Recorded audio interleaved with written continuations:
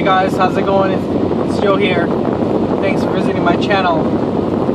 In today's video, I want to go over some recent headlines that I noticed yesterday on my Google feed regarding the use of probiotics.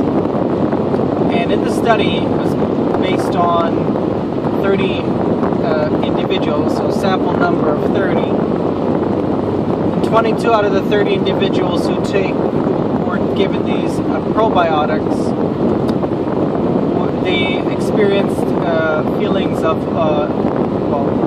conditions of bloating, brain fogginess, and high levels of D-lactic acid in their blood.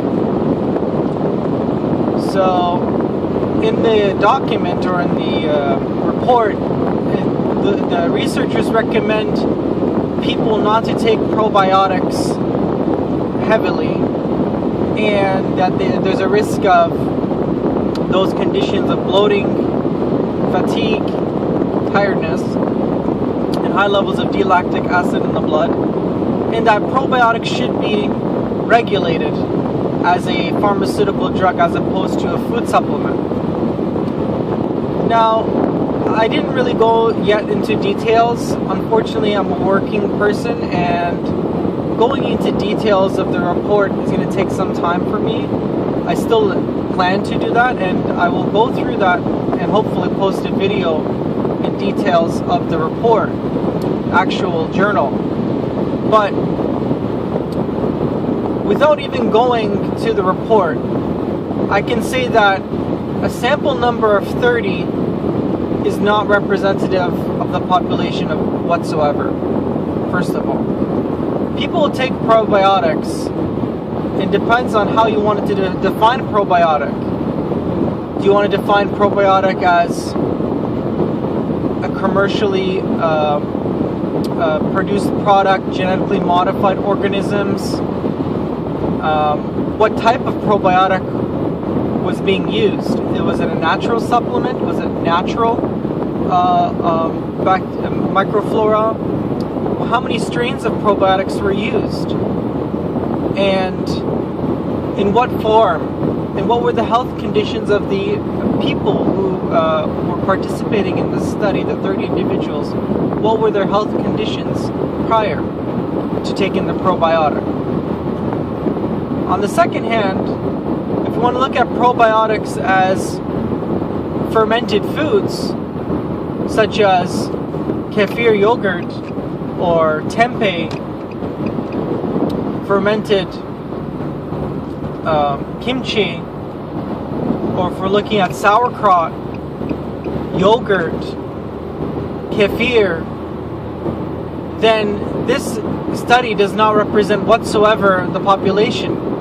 Because if you don't have millions, you have hundreds of millions of people every day who consume probiotics in unregulated levels. So around the world, you go to Denmark, when they eat their cheese, is it pasteurized cheese or is it fermented? Is there live bacterial cultures in the yogurt, in the dairy, in the if you go to Asia, in the fermented products from fermented soy, kimchi, and other many other fermented foods, sauerkraut, are they in controllable levels? Of course not. When I take my kefir and I ferment it for 3 days, and you see how much activity is there, how much liveliness is present in the yogurt, from the gas being produced to the curding of the yogurt, and even the temperature is warmer. You can see how these colonies are working together for your benefit. I consume probiotics, naturally made probiotics, on a daily basis. I don't experience bloating. Actually, I'm consuming these probiotics for a reason. And that's where the study is lacking majorly. Where do they mention about the foods that cause bloating? the processed foods that we are eating in our society all around the world that cause extreme bloating. And I've seen it with my own eyes. And you probably have too. When you go around to your local fast food restaurant, when you get those supersized sweetened drinks, frappuccino, cappuccino, iced this, iced that, you can see with your friends or with the people going to these establishments and drinking those drinks, how in 3-4 minutes their bellies get bloated. Where is the study on that? Why don't they focus on what's actually causing bloating instead of discrediting probiotics, which are helping people with parasites, helping people with candida, helping people with C. difficile and Heliobacter and all of these different parasites that we're being exposed to, causing us chronic illness and disease. Where is that happening? Where are those studies? Why focus on a 30 sample study? How ridiculous is that? Comparing that to tens of millions of people who eat probiotics every single day. Whether you like it or not, you're breathing probiotics. You put your hand in the soil, you're taking probiotics. It's a ridiculous study and should be right off the bat. And for mainstream news channels and Google, of course, what do you expect? Google is going to give you false, the information. Why? Because they want to feed you what they want you to believe. The mainstream science, they want to put you in a box and want to lock you up. You're being locked up, unfortunately, in terms of knowledge. I don't need to read that, honestly, because for myself and for my benefit and my family, I've seen the energy and the livelihood and the strength and the clarity and the focus that I get when I take my natural probiotics that I make with the food that I eat. So that's my commentary about that study. It's ridiculous that an N equals 30 sample is representative of 10 of millions of people around the world, if not billions of people, from India, from China, from the Middle East, to Europe, to Denmark, Finland, and many people here as well who have understood that industrial food is garbage, industrial food is parasite promoting, and is causing chronic illness. Why should scientists in the most disease-laden country of America, Canada, North America, the most disease-laden countries, why should these scientists be giving recommendations of health? They should be ashamed of themselves for perpetrating the deception and promoting these lies.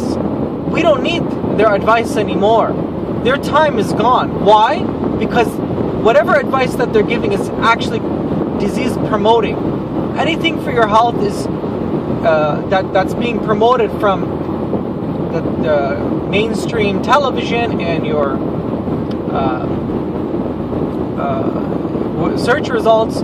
It's all disease promoting advice, and you can see from your own health. You don't need all of these junk science coming your way.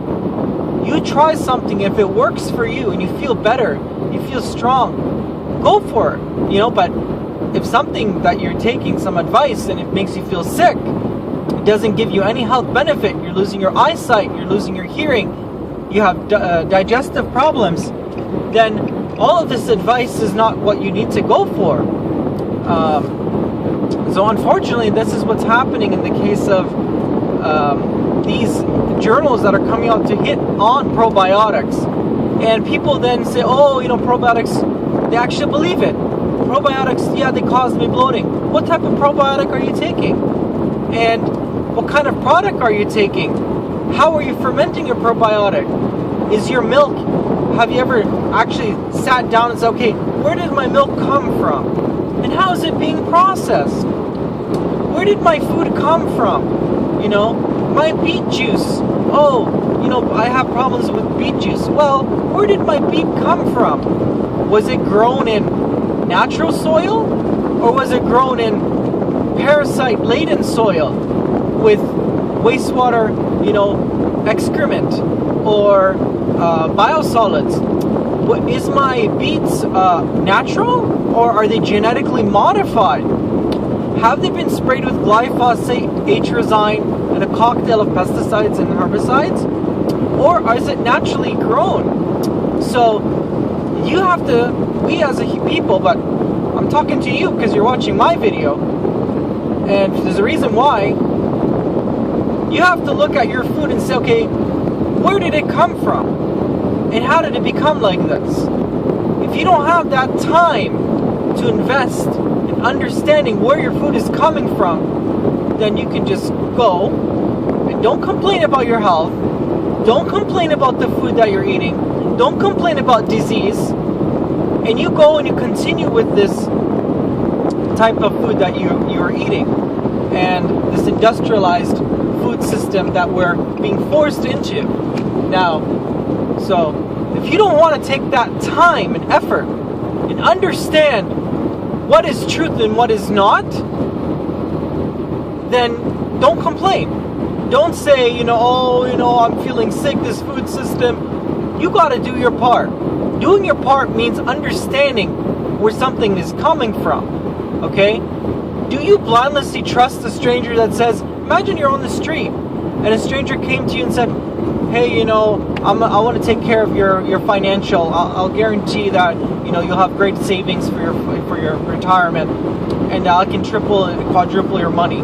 Would you off the bat trust them?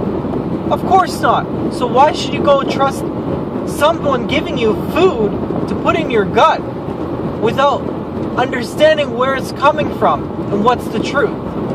So that's your responsibility and our responsibility collectively. If we really want to know the truth and really want to understand and actually care about our health and about our children's health. So anyways, thanks guys for watching this video. Please subscribe to my channel. I'll try to be posting more videos soon, and take care. God bless.